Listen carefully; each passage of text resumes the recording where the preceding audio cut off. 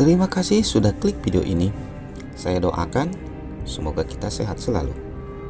Kali ini saya akan menceritakan kasus pembunuhan WNI yang meninggal di Australia. Sang istri bernama Mayang Prasetyo. Bagaimana cerita dan kronologi pembunuhannya? Mari simak videonya.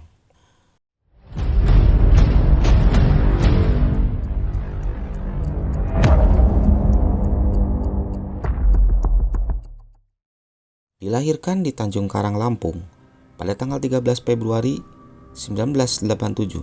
Mayang merupakan transgender. Dia dilahirkan sebagai anak laki-laki normal yang bernama Febri Ardiansyah. Sejak kecil, sikap dan tingkah laku dia terlihat sangat feminim. Semakin dewasa, ingin menjadi seorang wanita, dan akhirnya pada tahun 2009, dia memutuskan untuk melakukan operasi ganti kelamin dan mengubah namanya dari Febri Ardiansyah menjadi Mayang Prasetyo.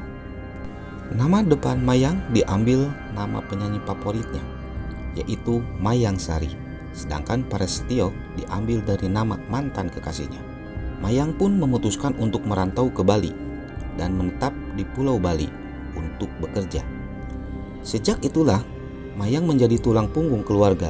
Dari sanalah Mayang bertemu dengan Iwan Agus Prasetyo dan menjalin hubungan selama 7 tahun. Mayang ini berkarakter protektif dan sangat temperamental yang menyebabkan hubungan mereka saling putus nyambung. Akhirnya mereka pun memutuskan untuk berpisah di tahun 2011 dan Agus pun memutuskan untuk kembali ke Semarang. Tidak lama dari mereka berpisah, Agus mendengar Mayang akan menikah dengan seorang pria berwarga negara Australia yang bernama Marcus Pock.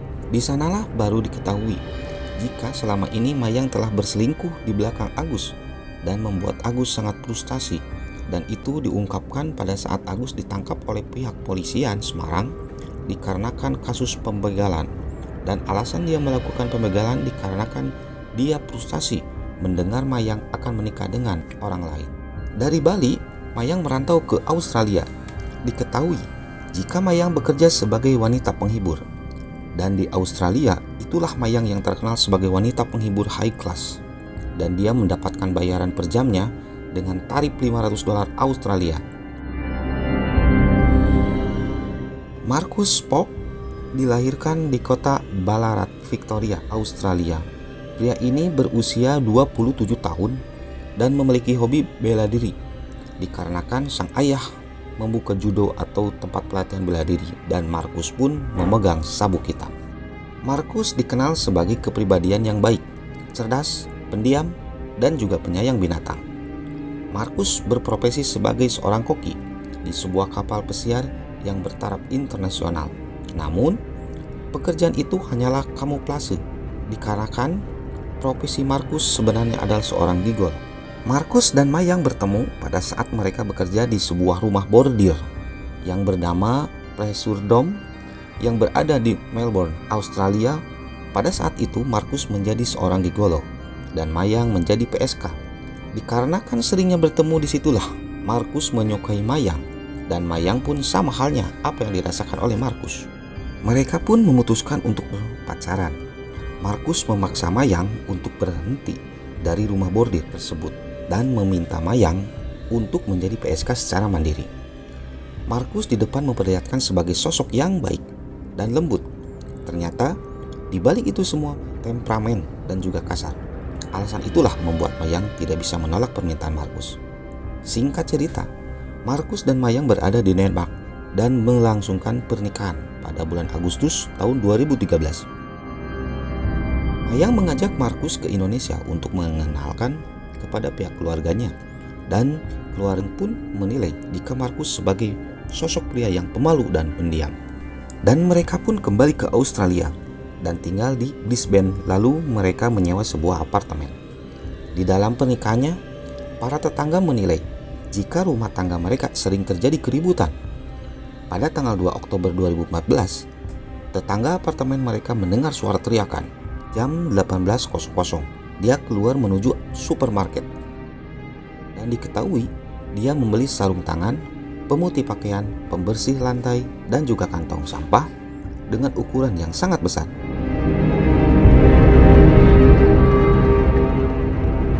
Dia pun kembali ke apartemen.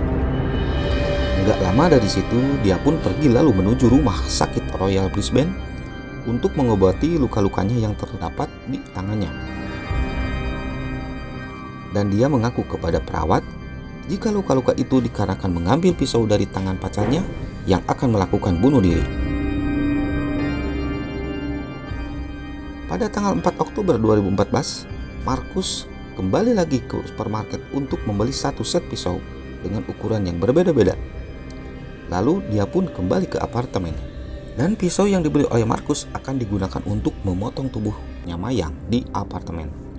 Marcus mulai memutilasi tubuh Mayang beberapa bagian dan dimasukkan ke dalam kresek, dan pisau yang dibeli oleh Marcus akan digunakan untuk memotong tubuhnya Mayang. Marcus mulai memutilasi tubuh Mayang beberapa bagian dan memasukkan potongan besar ke dalam kresek. Dan Marcus baru berpikir jika tubuh Mayang membusuk, maka pembunuhan itu akan segera diketahui oleh warga, bahkan pihak kepolisian. Sehingga Marcus memutuskan untuk merebus potongan tubuh Mayang di dalam sebuah panci yang sangat besar. Kompor listrik yang digunakan di apartemen tersebut tiba-tiba konslet. Dan Marcus pun menghubungi pihak manajemen apartemen untuk memperbaiki kelistrikan di apartemennya. Ketika petugas listrik itu masuk ke dalam apartemen yang milik Marcus, dia mencium bau aneh seperti bau amis yang sangat menyengat. Lalu dia menanyakan ke Marcus apa yang sedang dilakukan oleh Marcus, dan Marcus pun menjawab dia sedang memasak kaldu babi. Petugas listrik itu sedikit tidak mempercayai apa yang diceritakan oleh Marcus, karena setelah listrik itu menyala, terlihat di ruang tengahnya banyak beberapa tumpukan kresek sampah yang berserakan dan juga adanya cairan pembersih kimia. Ditambah lagi petugas listrik tersebut melihat adanya panci yang sangat besar yang digunakan Marcus untuk memasak potongan tubuhnya Mayang. Petugas listrik itu tidak menunjukkan kecurigaan di depan Marcus.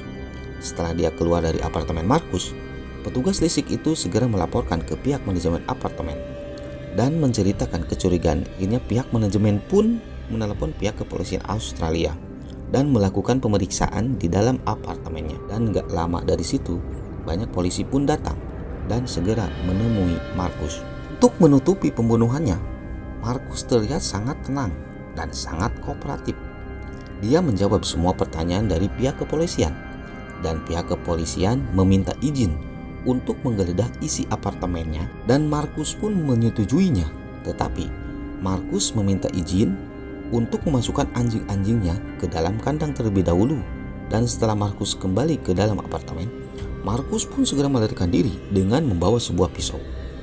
Mengetahui Marcus melarikan diri, polisi mendobrak pintu apartemen tersebut. Di sanalah polisi menemukan potongan daging yang sudah matang. Polisi pun menemukan potongan-potongan tubuh lainnya di dalam sebuah kresek sampah dan juga di dalam sebuah mesin cuci.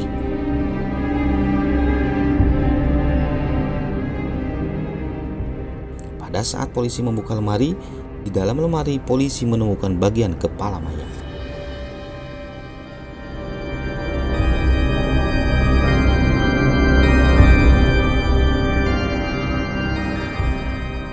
Marcus melarikan diri melalui balkon apartemen, dan dia terus berlari sehingga pada saat itu polisi pun kehilangan jejaknya, dan polisi menggunakan anjing pelacak tiba-tiba berhenti di satu tong sampah besar, dan anjing itu terus menggonggong ke arah tong sampah. Pihak polisi pun akhirnya menendang tong sampah tersebut. Ternyata benar, Marcus bersembunyi di dalam tong sampah. Kondisi Marcus sudah tewas. Marcus dalam pelarian membawa pisau sengaja dibawa untuk dia melakukan bunuh diri, dan Marcus pun melakukan bunuh diri di dalam tong sampah. Marcus memotong urat nadi dan menyayat urat lehernya. Berdasarkan hasil penyelidikan pihak kepolisian Australia, pembunuhan ini tidak direncanakan. Pembunuhan ini terjadi dikarenakan keributan yang sangat meruncing. Keluarga Marcus maupun keluarga Mayang, mereka semua menceritakan tidak ada sesuatu hal yang janggal. Motif dari pembunuhan itu hanyalah Mayang dan Marcus. Jenazah Mayang pun diterbangkan ke Indonesia dan dimakamkan dengan nama asli sebagai kodratnya laki-laki. Demikian video saya kali ini. Apabila ada kesalahan dalam penyampaian berita, tempat lokasi, ataupun informasi, silakan tulis di kolom komentar. Terima kasih.